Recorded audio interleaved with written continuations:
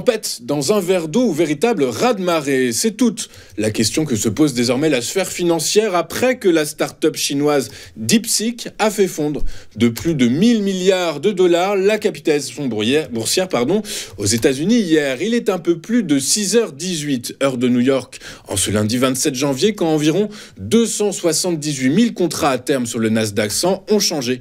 Demain, soit environ 3 fois plus que la moyenne sur 30 jours pour cette heure de la journée. La cause, une start-up chinoise spécialiste de l'IA créée en 2023. Petit retour en arrière, puisque jusqu'au 20 janvier dernier, DeepSeek était une société d'IA que peu d'investisseurs en dehors des spécialistes du secteur connaissaient.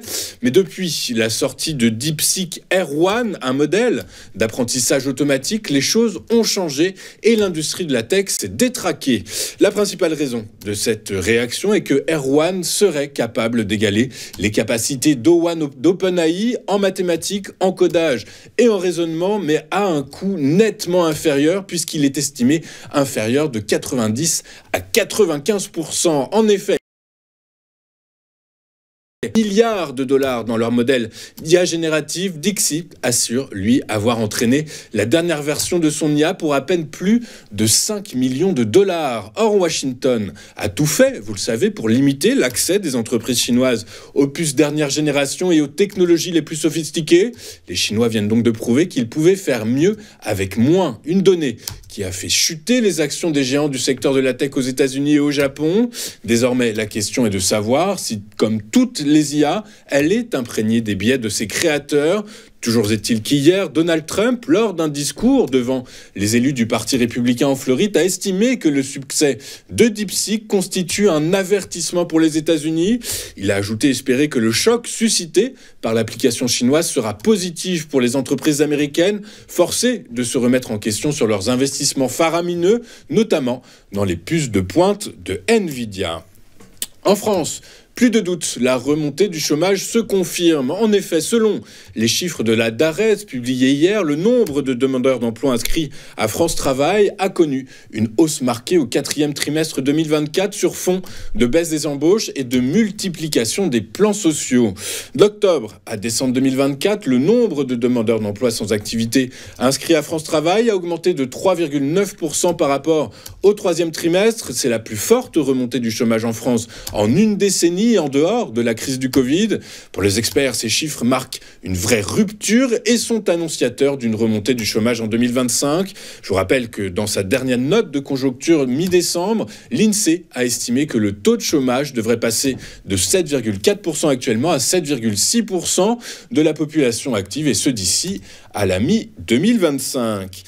Après, BMW, Tesla conteste à son tour les droits de douane européens sur les véhicules électriques en provenance de Chine. Tesla a donc suivi BMW et plusieurs constructeurs automobiles chinois en déposant un recours devant la Cour de justice de l'Union européenne contre les droits de douane imposés par l'UE sur les véhicules électriques fabriqués en Chine. Ce recours ouvre ainsi un nouveau front dans le conflit opposant Bruxelles à Elon Musk, directeur général de Tesla et allié désormais du président américain Donald Trump, déjà visé par une enquête européenne sur son réseau social X au sujet de la modération des contenus.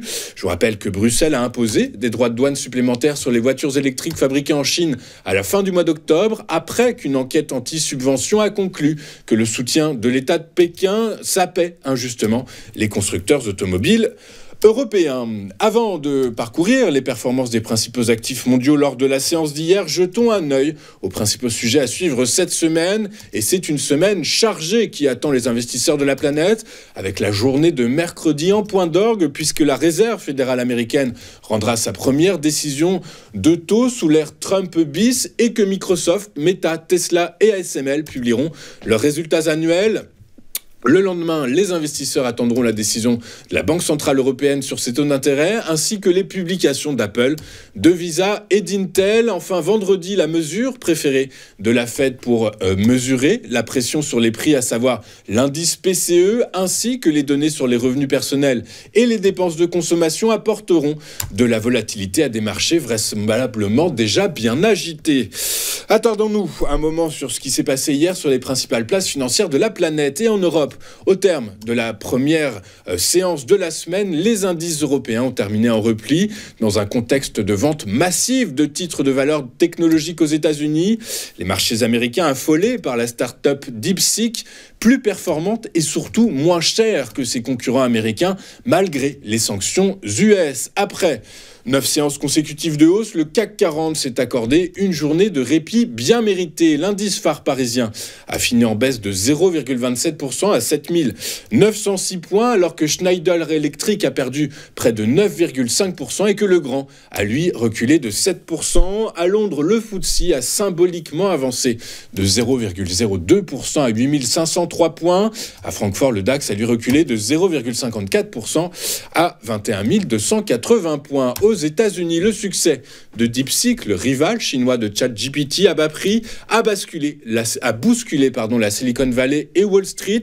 Le titre de Nvidia a chuté de 17%. D'autres entreprises ont également été happées par ce vent de panique. Oracle a chuté de 14%. Super Microcomputer, qui fabrique des serveurs utilisés pour l'IA générative, a glissé de 13%. Enfin, le fabricant de puces Broadcom a chuté de 17%. Le Nasdaq Composite, donc fortement axé sur la tech, a chuté de 3,1%.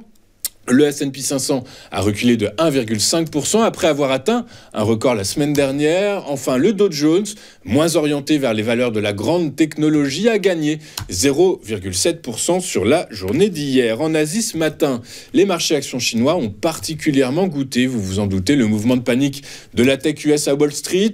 À Hong Kong, le Hang Seng a terminé la journée en hausse de 0,14% à 20 225 points. Au Japon, les valeurs de la tech nippone ont grandement participé au recul du Nikkei qui a lâché 1,39% à 39 016 points. Sur le marché des taux souverains, la start-up chinoise DeepSeek a également bouleversé le marché obligataire, les investisseurs cherchant de la sécurité alors qu'une panique générale s'est emparée des marchés. En zone euro, le rendement du Bund à 10 ans a reculé de 4 points de base à 2,51%, tout comme celui de son homologue à 2 ans qui a fini à 2,25%. À l'heure de la clôture, en Europe, le rendement des bons du Trésor américain à 10 ans reculait de 8,3 points de base à 4,54%. Quant aux 2 ans américains, il cédait lui près de 7 points de base à 4,203%. Enfin, sur le marché du pétrole, les prix ont reculé hier dans un contexte global d'aversion au risque.